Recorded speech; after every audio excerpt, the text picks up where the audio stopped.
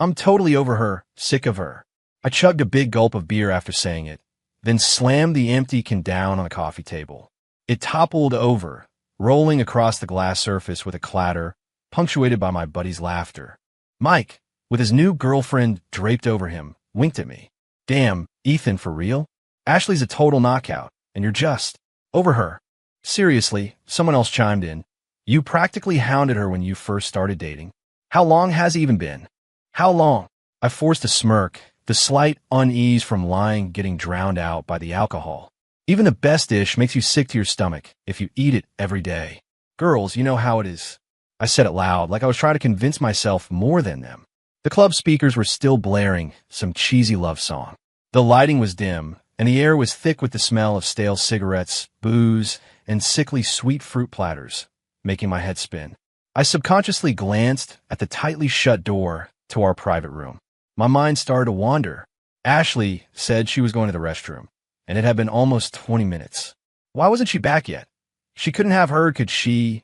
The thought popped into my head, and I immediately pushed it back down. No way. The music out there was blasting. The door was shut tight. She didn't have superhuman hearing. Besides, what if she did hear? I was just kidding around. Yeah, just a joke. Who doesn't shoot off their mouth a little when they're with their buddies? Seriously over her? Mike leaned in, lowering his voice, a knowing grin on his face. If you're done with her, hook a brother up. Honestly, Ashley's looks, that body. I grab a handful of pretzels and shove them into his chest. Buzz off. She's mine, and even if I'm done, she's not yours to ogle. That came out a little harsher than I intended. Even I was surprised. Mike awkwardly sat back, muttering, just kidding, man. No need to get so serious. Yeah, just kidding. I was kidding too. But for some reason, that unsettling feeling in my gut was getting stronger. I cracked open another beer, taking a few big gulps. The cold liquid burned down my throat, but couldn't quell the strange irritation bubbling inside me. I gotta take a leak. I stood up, swaying slightly as I headed for the door. Pulling open the heavy door to the private room, the bright hallway lights made me squint. The raucous music was muffled behind me. And then I saw Ashley. She was leaning against the wall in the opposite hallway, just standing there quietly. The light from above cast a soft glow on her face, making her skin look as delicate as fine porcelain. Her expression was neutral, just silently watching me. Her eyes were deep, unreadable. I couldn't tell if she was happy or upset. My heart plummeted, like I'd missed a step on a dark staircase. How long had she been standing out there? When did she get there? How much of that idiotic crap I'd been saying? Had she heard? I opened my mouth, throat dry, wanting to explain, wanting to just laugh it off. But before I could say anything, Ashley moved first. She walked towards me, her steps light. A faint smile slowly spread across her face. Not angry, not questioning, not sad. Just smiling. It was such a gentle, beautiful smile, but I felt a chill run down my spine. She stopped in front of me, reached out, and gently smoothed the collar of my shirt that I'd wrinkled. Her touch was impossibly soft. Then she looked up, her eyes crinkling at the corners, meeting mine, and softly nodded. All right, that's all she said. Just 2 words. Her voice was soft, gentle, no different than usual. But I felt like I just plunged into an ice-cold pit. All right, what? What was she all right about? Did she hear me say I was over her, and so she was okay with an amicable split? I stood frozen, my mind buzzing. She gave me another faint smile, then turned and walked into the private room to grab her purse. Mike and the guys went silent the moment Ashley walked in. Their boisterous chatter died, replaced by awkward expressions all around. Ashley, however, acted as if nothing was wrong. She picked up her small purse from the couch and politely said, "You guys have fun? Ethan and I are heading out." Her tone was so natural, as if nothing had happened outside the door. She walked back over, slipped her arm through mine, and looked up at me. Her voice was still so soft. "Ready to go, Ethan?" I felt like a puppet on strings, letting her lead me. I mumbled a general goodbye to my friends, then stumbled out of the club in a daze. The night air hit me, and I shivered, most of the alcohol buzz quickly fading. Ashley's hand was still wrapped tightly around my arm.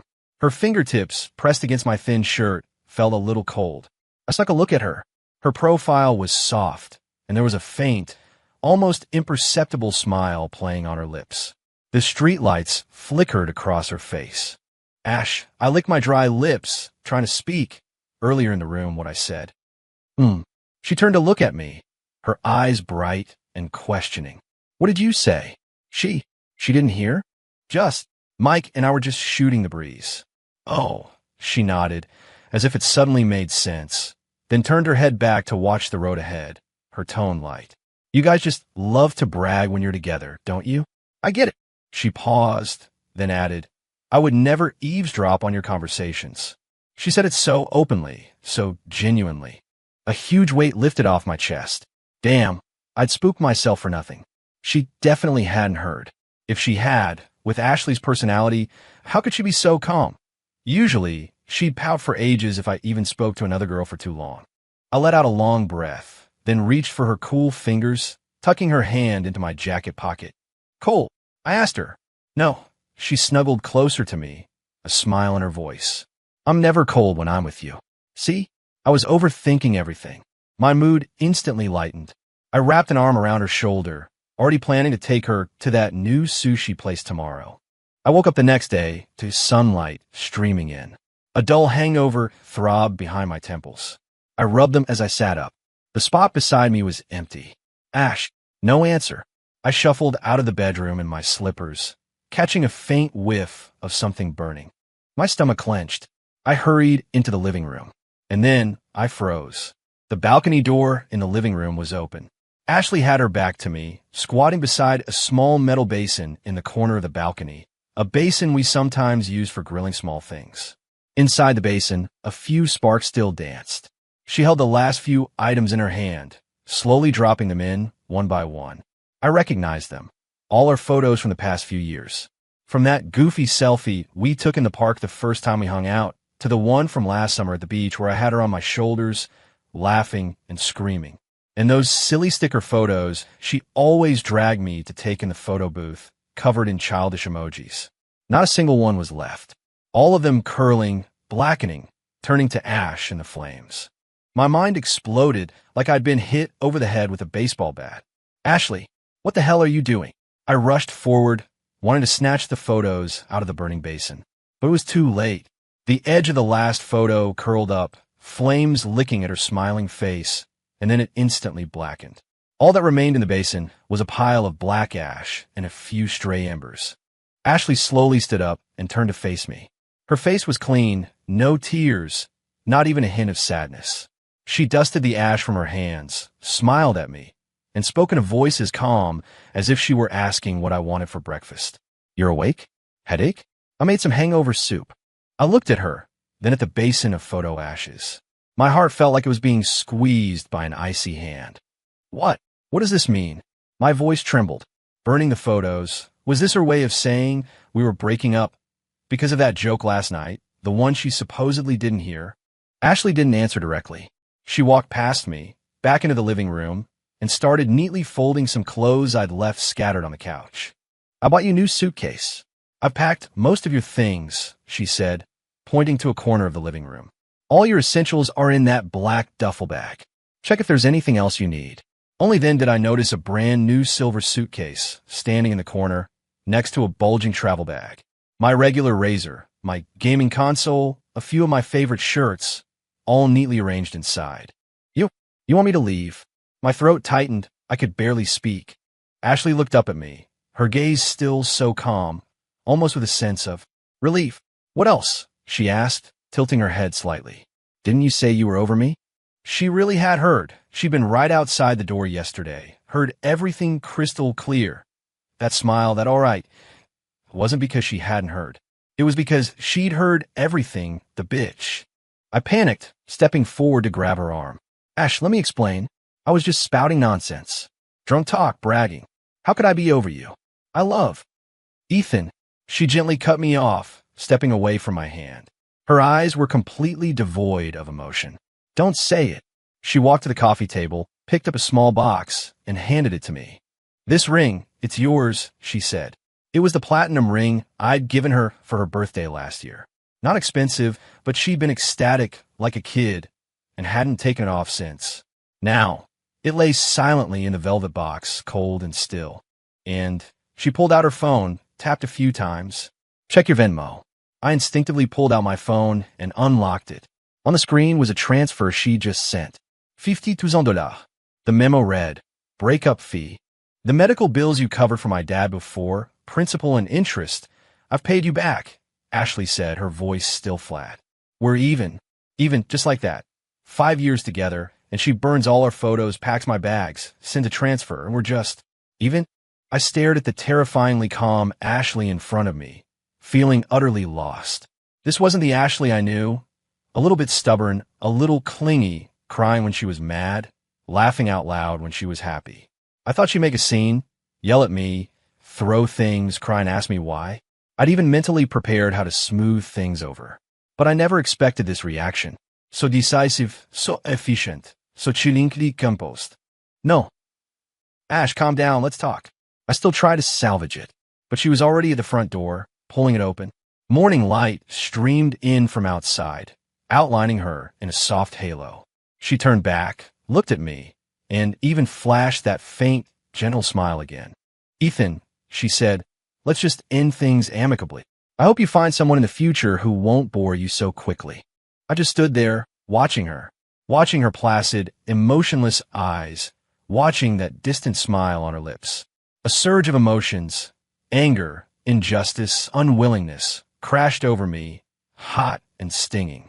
End things amicably, fine. Whatever. Ashley, you're brutal. More brutal than me. I gritted my teeth, swallowing every explanation I had. With a cold laugh, I walked over, grabbed the new suitcase, and picked up the duffel bag. Fine. Ashley, you win. I didn't look back at her. I straightened my shoulders and walked out the open door. My footsteps echoed in the empty hallway. I never once turned around. I thought I could be cool about it, completely unaffected, but by the third day in the hotel, I was losing my mind. The room reeked of a weird mix of disinfectant and cigarette smoke, and a mattress made my back ache. The takeout pasta I ordered was a congealed mess, absolutely disgusting. Nothing like the fresh, chewy noodles Ashley used to make. I threw my fork down, pacing the room restlessly. My mind was just full of Ashley. Her back as she bustled around the kitchen in her apron, her smiling face as she fed me the first bite of the dish, her curled up on the couch, waiting for me to come home until she fell asleep. And that last morning, her calm eyes and that phrase, let's just end things amicably. My heart felt like it was being twisted over and over again, aching and swollen. I had to admit it. I regretted it. Regretted it like hell. I was the biggest goddamn idiot on the planet. Why did I have to show off in front of my friends, say all that garbage? I didn't love anyone else. I wasn't over anything. I'd only been away from her for 3 days, and I felt like my soul was missing. I grabbed my phone, found Ashley's number, and dialed. Ring, ring, ring. The long wait tone. Each ring echoed in my chest. Just when I thought she wouldn't pick up, the call connected. It was silent on her end. No one spoke. Ash. My throat was dry, my voice hoarse. It's me. She replied, her tone unreadable. Where are you? Can we meet? I said, rushing my words. I have so much I want to tell you. What happened that day? It was my fault. I was a jerk. I was drunk and spouting nonsense. You burning the photos, telling me to leave. I deserved it. But Ash, I can't live without you. I was babbling, practically pouring my heart out. A few seconds of silence from the other end.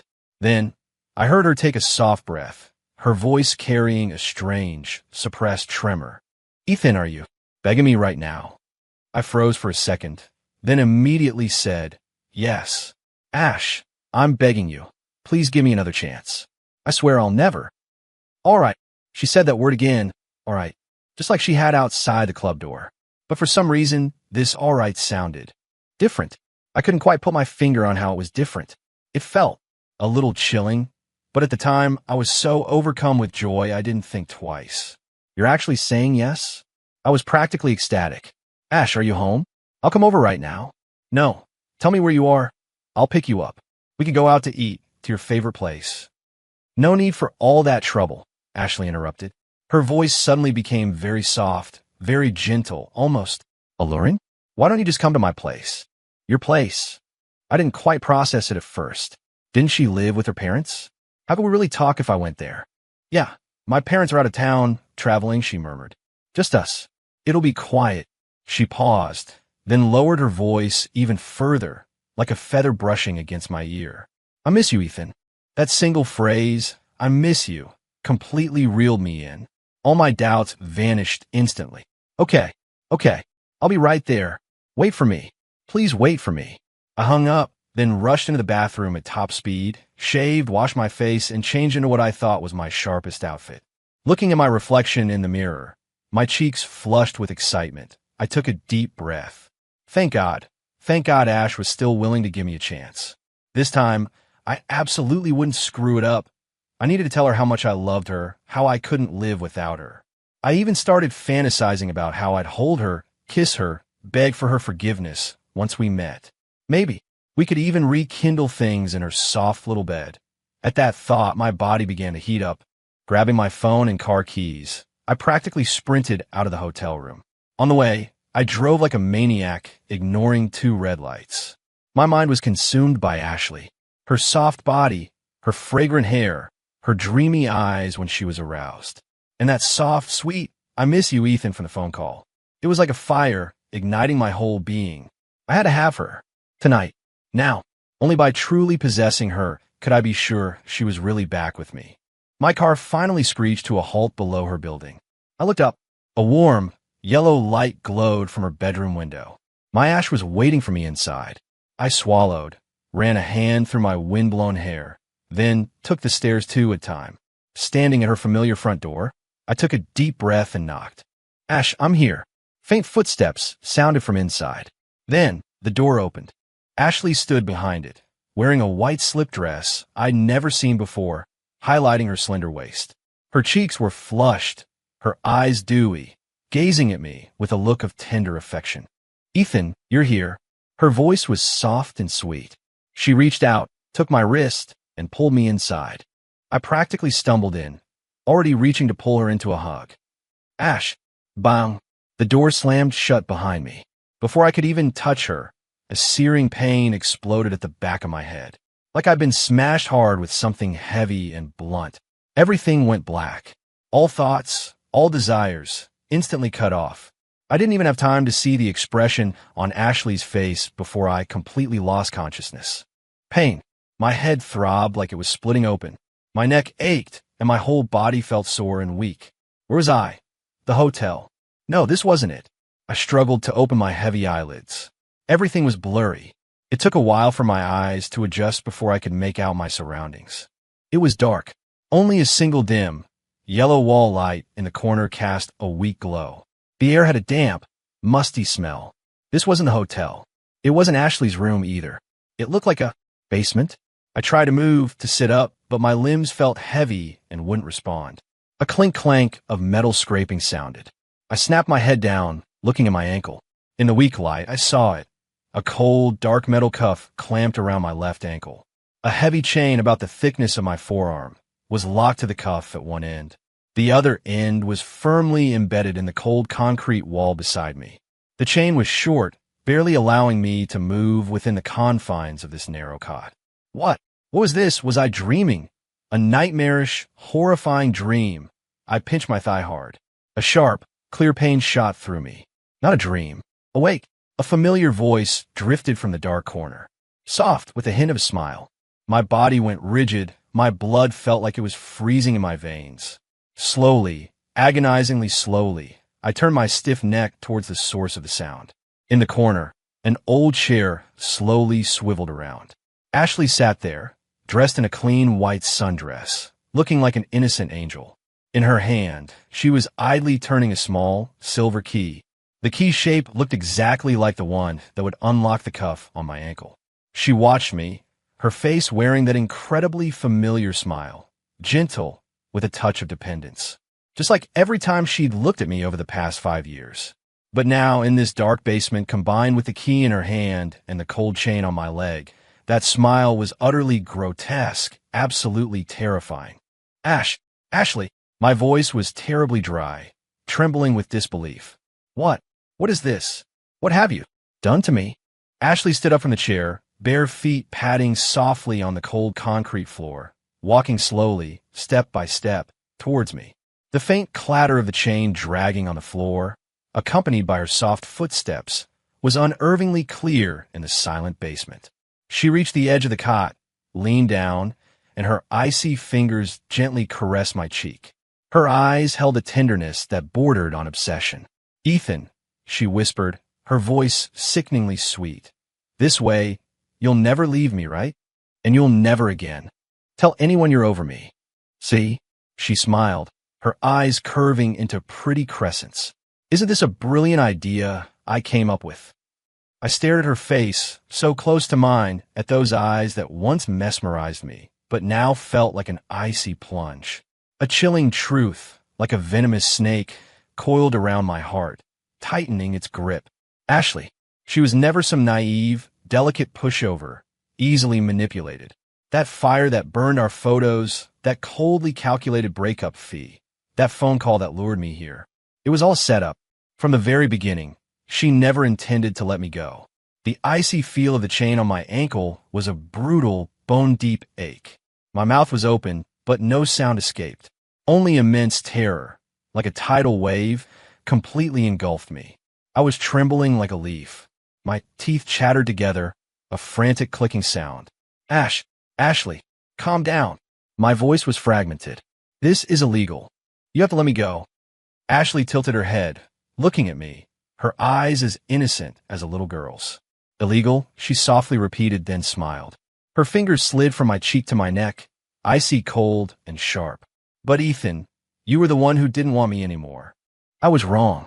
Ash, I really know I was wrong." I was practically sobbing, fear making me babble incoherently. "I'm such an idiot. I was a jerk. I was bragging. I deserve this. Just let me go. I'll do anything you say. I'll never hang out with Mike and his crowd again. Shoo." Her index finger gently pressed against my lips, stopping me.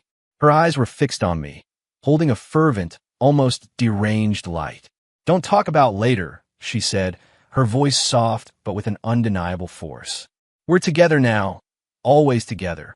Isn't that better?" She withdrew her hand, turned, and walked to a small table in the corner. She returned with a glass of water and a few slices of bread. "You've been asleep for a while. You must be hungry." She held the items out to me, her voice as gentle as if she were tending to a sick child. "Have something to eat first." I looked at the murky water and the dry bread. My stomach churned. "I don't want to eat." "Ash, please listen to me." "How can you not eat?" She frowned slightly, a hint of chiding in her tone, but then quickly brightened, giving a sweet smile. "Or, Ethan, do you want me to feed you?" As she spoke, she actually picked up a slice of bread, tore off a small piece, and held it to my mouth. "Come on, open wide." I clamped my mouth shut, looking at her in defiance. This was insane. All of this was utterly insane. Ashley held the bread, patiently waiting for a few seconds. When I refused to cooperate, the smile on her face slowly faded. Her eyes gradually turned cold. "You're not eating?" she asked softly. I bit down, turning my head away. Splash! A glass of water was abruptly thrown in my face. The icy water streamed down my hair and cheeks, making me flinch. "I gave you a chance, Ethan." Ashley's voice was like ice. "You're the one who refused it." She put down the glass and bread, then turned and retrieved something else from the corner. It was a collar, a black leather collar with a metal ring on it, exactly like the kind you put on a dog. My pupils constricted. A wave of immense humiliation drowned out my fear. "No. You can't. Ashley, you're completely insane." I struggled, tried to pull back, but the chain's length held me, captive. Ashley easily grabbed my hair, forcing my head back. "Put it on," she said, looking into my eyes, her voice calm but with a chilling, obsessive undertone. "Put it on and you'll be mine. Forever. Get lost. Never." I roared, my eyes bloodshot. She didn't speak again. She just forcefully held my head and fastened the cold collar around my neck. Click! The buckle snapped shut. An instant sensation of tight constriction wrapped around my throat. I felt like a wild dog on a leash. Time lost all meaning in that basement. I don't know how long passed. Maybe a day, maybe several. There was a crude sink in the corner and a bucket for a toilet. That was it. Ashley would come down twice a day. She'd bring me food and water and empty the bucket. She always wore clean dresses, a gentle smile on her face, as if we weren't in a basement, but in some sunny living room. She would even talk to me about how nice the weather was outside, how the flowers downstairs were blooming, what she'd cooked that day. But she never, ever mentioned letting me go. I tried everything, pleading, apologizing, swearing, even furious cursing. But nothing worked. She was like a soft, yet unmovable wall. No matter how I reacted, she would always end up looking at me with that eerily gentle gaze, softly saying, "Ethan, we'll be together forever." My emotions cycled through fear, anger, despair, and numbness. My will was slowly being eroded. Sometimes, watching her quietly sitting in the chair, reading, I'd even have this strange illusion, as if maybe this wasn't so bad after all. The moment that thought surfaced, I broke out in a cold sweat. No, I couldn't go insane. I had to escape. One day, Ashley came down to bring me dinner. It was a simple pasta dish with tomatoes and eggs. As usual, she placed the bowl on the small stool by the cot, then stepped back a few paces, smiling as she watched me. I was starving. I didn't care about anything else, just grabbed the bowl and devoured it. Halfway through, I suddenly stopped, looking at her. "Ash," I try to make my voice sound calm. "Can we talk?" She tilted her head, looking a little curious. "About what?" "Like before," I said, setting the bowl down, carefully choosing my words. "I know I was wrong, terribly wrong. I shouldn't have said those things to hurt you. But keeping me locked up like this, is that really going to solve anything?" The smile on Ashley's face faded slightly. "Aren't we doing great now?" she countered. "No one else, just us. You'll never leave me again. But this isn't a normal relationship." I got a little agitated, tugging at the collar around my neck, a wave of suffocation hitting me. Loving someone isn't about locking them up. It's not about chaining them up like a dog. Ashley watched me silently, her eyes fathomless. "Then what should we do, Ethan?" she asked softly, with a hint of mockery. "Like before? Wait until you got tired of me again, and then casually throw me away like trash." I was speechless. A massive wave of powerlessness and guilt washed over me. "I won't. I really won't again," I mumbled. Ashley walked over, squatted by the cot, and looked up at me.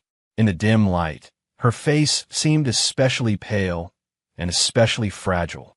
"Ethan, do you know?" She reached out, gently stroking the collar on my neck, her eyes holding a nearly shattered sadness. "That day outside the club, when I heard you say you were over me, right here."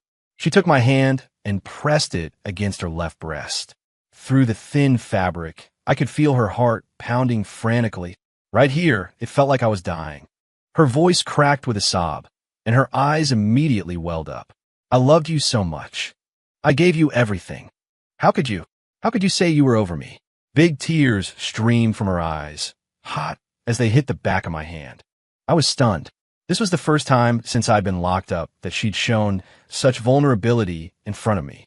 She wasn't the gently terrifying captor anymore. She was the girl who would get heartbroken by my words. My heart felt like it had been violently squeezed. Ashley's tears streamed down her face like a broken string of pearls.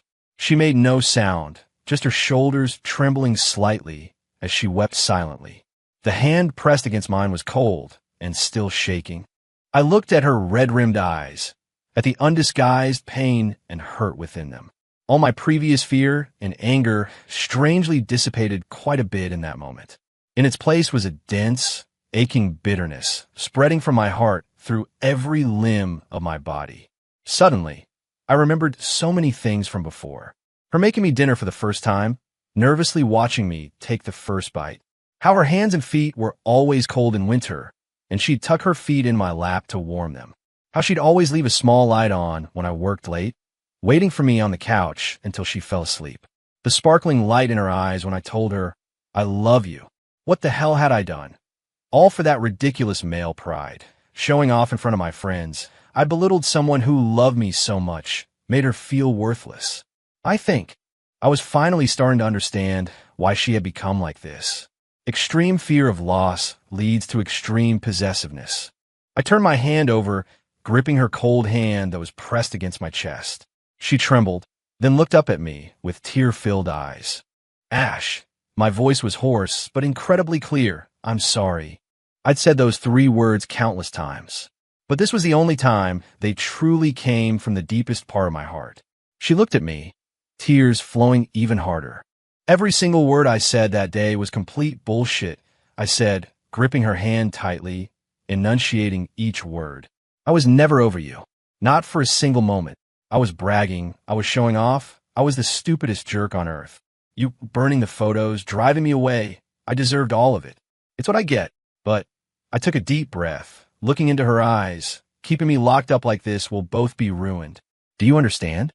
Ashley just cried, not speaking.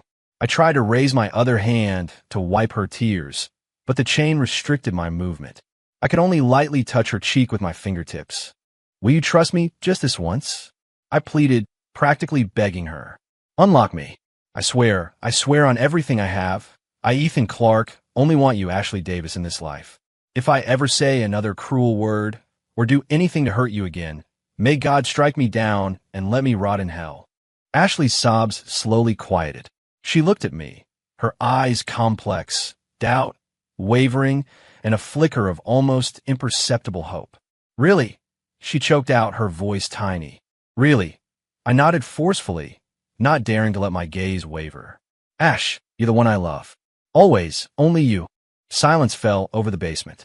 Only her occasional sniffles and the pounding of my heart could be heard. I don't know how much time passed. She slowly stopped crying. Then, under my tense watch, she slowly pulled that small, silver key from the pocket of her dress. Click! The cuff on my ankle sprang open. The cold metal ring fell away, leaving a clear red mark on my skin. Next was the collar around my neck. The moment the restraint vanished, I gasped, feeling like I'd been reborn. I stretched my stiff ankle and neck, then tried to stand up from the cot. My legs were shaky from disuse, and I swayed. Ashley instinctively reached out and steadied me. Her hand was still a little cold. I found my balance and looked at her. She looked back at me, her eyes still red, like a startled rabbit. Her gaze held a hint of unease, a touch of fear, and a thread of uncertainty. Ethan, she whispered, a tentative note in her voice. My heart softened. All the tumultuous emotions finally coalesced into a sigh. I reached out and gently pulled her into my arms. Her body stiffened at first, then slowly, gradually relaxed. Finally, she leaned completely against me, her arms carefully wrapping around my waist. I'm sorry. She mumbled, her face buried in my chest. Was I? Scary. I held her tighter, feeling her slender body tremble slightly in my embrace. I was the jerk first, I whispered, resting my chin on her head, rubbing her hair. Don't ever do this again, understand? If something's wrong, we talk it out. Don't ever shut yourself away again, and don't ever lock me up again. She nodded softly against my chest. Then, are you still leaving? She looked up, her eyes glistening, filled with complete dependence and vulnerability. Never leaving, I said, cupping her face, my thumb wiping away the damp tear tracks on her cheeks. Wherever you are, that's where I'll be. She finally revealed a genuine smile, tinged with a little shyness and immense relief, like sunlight breaking through after a storm.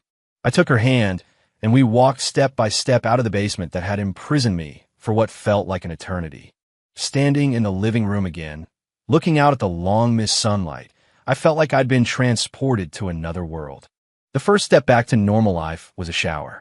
I stood under the spray, letting the warm water wash over me, rinsing away the musty basement smell and those terrible memories. When I emerged in clean clothes, Ashley had already prepared a simple meal, laid out on the dining table. Scrambled eggs with a side of greens and a light vegetable broth. It was simple, home-cooked comfort food, but made my eyes sting. I sat down, picked up my fork, and ate in silence. Ashley sat opposite me, taking small bites, glancing at me covertly from time to time. A subtle awkwardness hung in the air. We both deliberately avoided mentioning the basement, but its shadow clearly loomed between us. After dinner, I automatically got up to clear the dishes. Ashley quickly stood. I can do it. It's fine, I said, putting a hand on hers. I'll wash. She looked at me, then didn't insist further. As I washed the dishes in the kitchen, I could feel her gaze fixed on my back. It held a mix of unease and careful observation. I finished, dried my hands, and turned around. She was standing in the kitchen doorway, like a small cat waiting for its owner's command. I walked over and, naturally, took her hand. Want to watch TV? I asked. Her eyes lit up, and she nodded. We settled on a couch to watch TV, just like old times. But I didn't just watch the game or play video games like before. I found a reality show she liked. She leaned against me. One arm was around her shoulder, the other idly playing with her hair. At first, she was a bit stiff, but slowly, her body completely relaxed, leaning softly into me. When something funny happened, she'd giggle, and I'd laugh along. The atmosphere finally started to feel normal again. That night, in bed, I held her, lying on a soft mattress. Neither of us made any demands for intimacy, simply holding each other close in the quiet. In the darkness, I could hear her steady breathing. After a while, she whispered, "Ethan, I'm scared." Scared of what? I hugged her tighter. Scared you'll wake up tomorrow morning and not want me anymore. Her voice was a little muffled. My heart ached. I leaned down and kissed her forehead. Never, I promised. Go to sleep. I'm right here. She snuggled closer in my arms, found a more comfortable spot, and slowly drifted off. I watched her peaceful, sleeping face, a jumble of emotions swirling inside me. I knew the crack, the fissure between us, wouldn't be easy to fully mend. It would take time, and it would take me, proving myself through my actions. The next morning, I woke to sunlight and the smell of food. Walking out of the bedroom, I saw Ashley in an apron cooking eggs in the kitchen. Hot coffee and bagels were laid out on the dining table. Awake, she turned, smiled at me, her eyes crinkling. Go wash up, breakfast's ready. In that moment, it felt warm and familiar, like we were back to the beginning. But soon I noticed something different. My phone, which I'd left charging in the living room, had been moved. At breakfast, she casually asked, "Mike texted you yesterday, didn't he? What was it about?"